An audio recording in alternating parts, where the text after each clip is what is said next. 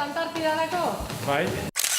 Julen Urdaibaik 38 urte ditu, bermeotarra, heziketa fisikoko irakaslea eta korrikalaria da.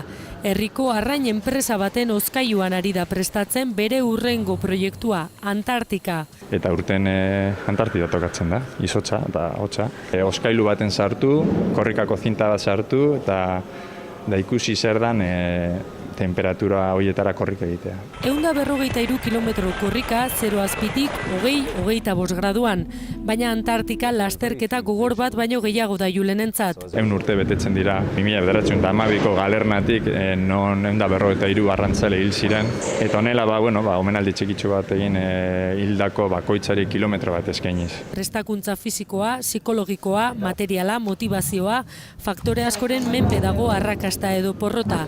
Azkanean, badakizu oso ondo prestatu arren momentu gogorra pasatuko dituzula eta momentu gogor horietarako eki behar dituzu baliabideak. Nola azaltzen zaio baina erronka hau kirola era honetan ulertzen ez duen norbaiti? Hain baldintza estremoetan helmugara heltzea asko motibatzen hau. Azaroaren 16an utziko du Bermeoa Antartikara bidean, eta 4 egun geroago azaroaren 20an hasiko da lasterketa Julenentzat. Amaitu zeinez, hemendik sorterik onena opa diogu abenturazale honi.